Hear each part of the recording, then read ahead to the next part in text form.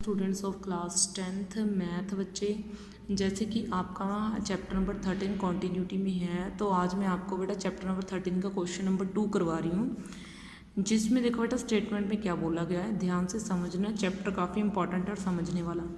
Metallic spheres हैं, यानी कि स्फीयर है जिसका रेडियस 6 सेंटीमीटर है, दूसरे स्फीयर का रेडियस 8 सेंटीमीटर है और तीसरे का रेडियस 10 सेंटीमीटर है, यानी कि 3 मीटर के स्फीयर है। ठीक है, तो देखो मैं 3 मीटर के स्फीयर बना रही हूँ, एक स्फीयर 1, दूसरा ये और तीसरा ये। ठीक है, एक स्फीयर का जो रेडियस है वो तो है 6 सेंटीमीटर, ये रहा 6 सेंटीमीटर इसका रेडियस, और जो दूसरा स्फीयर है उसका रेडियस है 8 सेंटीमीटर, और जो तीसरा स्फीयर है उसका रेडियस है 10 सेंटीमीटर। ठीक है, ओके, मैंने 3 रेडियस बना दिए। उसके बाद देखो उसने ये तीनों के तीनों मेटल के बने हुए हैं, 3 रेडियस है, एक का रेडियस 6 सेंटीमीटर है, एक का 8 सेंटीमीटर है, एक का 10 सेंटीमीटर, 3 स्फीयर्स का रिस्पेक्टिवली, और तीनों को मेल्ट कर दिया गया, आर मेल्टेड, तीनों को मेल्ट कर दिया गया। तीनों को मेल्ट करके एक सिंगल स्फीयर बना दिया। क्या कर दिया? एक सिंगल स्फीयर बना दिया, यानी कि तीनों को बनाने में जितनी मेटल लगी थी उन तीनों से एक सिंगल स्फीयर बना दिया। मुझे उस सिंगल स्फीयर का रेडियस पता करके बताना है कि उस सिंगल स्फीयर का रेडियस कितना होगा। ठीक है, मुझे क्या करना है, मुझे उस सिंगल स्फीयर का रेडियस करके बता देना है।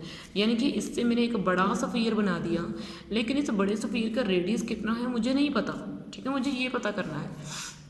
तो देखो बेटा, आंसर को ध्यान से समझना। क्वेश्चन है आपका सेकंड है 13.3 एक्सरसाइज में से है।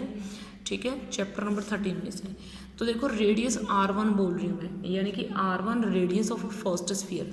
ठीक है, R1 रेडियस ऑफ क्या हो गया, फर्स्ट स्फीयर हो गया, यानी कि ये फर्स्ट स्फीयर का आपका रेडियस हो गया, जो कितना है 6 सेंटीमीटर्स। ठीक है, R2 क्या हो गया, रेडियस ऑफ सेकंड स्फीयर हो गया, जो सेकंड स्फीयर है उसका रेडियस क्या है 8 सेंटीमीटर, और जो R3 है वो रेडियस ऑफ थर्ड स्फीयर हो गया, जो कितना है 10 सेंटीमीटर। ठीक है, और जो कैपिटल R है is the radius of big sphere, या फिर यानी कि ऑफ अननोन स्फीयर, जो स्फीयर के बारे में हमें नहीं पता उसका रेडियस ऑफ बिग स्फीयर बोल देंगे। ठीक है, यानी कि उस बड़े वाले स्फीयर का जो रेडियस है वो हमें पता नहीं है, उसका R1 में मान के चल पड़ी, R मान के चल पड़ी। अब देखो बेटा उसने क्या करा, उसने अब देखो जितना इसका वॉल्यूम है, जितनी इसको बनाने में मेल्ट करी है, इसको इन तीनों से ना एक बड़ा स्फीयर बना दिया गया। इन तीनों को मेल्ट करने के बाद एक बड़ा स्फीयर बना दिया गया। तो जितनी मेटल इसको बनाने में लगी, जितनी मेटल इसको बनाने में लगी, और जितनी मेटल इसको बनाने में लगी, अब देखो इन तीनों की मेटल के अलावा हमने कुछ एक्स्ट्रा मेटल यूज़ नहीं करी और कोई मेटल कम नहीं करी। जितनी मेटल इन तीनों को पिघलाने के बाद आई उतनी ही मेटल से हमने स्फीयर बनाया है, ये बड़े वाला। ठीक है, इसका मतलब पता है क्या है, इसका मतलब ये है कि हम जब निकालेंगे वॉल्यूम इस बड़े का, मतलब मेरी बात समझो, यानी कि ये जो अब मैं लाइन लिखने वाली हूँ उसको ध्यान दो, यानी कि वॉल्यूम ऑफ स्फीयर्स, ये जो छोटे स्फीयर्स हैं इनका वॉल्यूम ऑफ बिग स्फीयर होगा, वॉल्यूम ऑफ बिग स्फीयर होगा। ठीक है ना, यानी कि वॉल्यूम क्या होगा, इस बिग स्फीयर के वॉल्यूम के इक्वल होगा इन तीनों का वॉल्यूम। आप खुद ही सोचो, यानी कि इन तीनों से ये बड़ा बना है, तो ऑब्वियस तीनों का वॉल्यूम इस अकेले के बराबर हो जाएगा, है ना। तो वॉल्यूम जो है बड़े का, पहले का वॉल्यूम πr1 क्यूब हो गया, क्योंकि स्फीयर हैं तो वॉल्यूम का फॉर्मूला ये होता है πr2 क्यूब हो गया, यहाँ के 4/3 πr3 क्यूब हो गया, और जो बड़े वाले का वॉल्यूम है वो 4/3 πr क्यूब हो गया।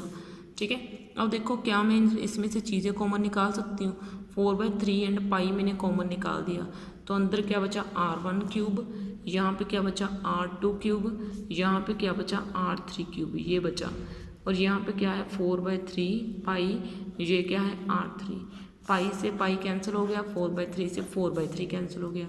अब R1 यानी कि पहले रेडियस डाल दो, देखो R1 कितना है मेरे पास 6, R2 कितना है 8, R3 कितना है 10, यानी कि ये कितना हो जाएगा 6, ये कितना है 8, और ये कितना है मेरे पास 10।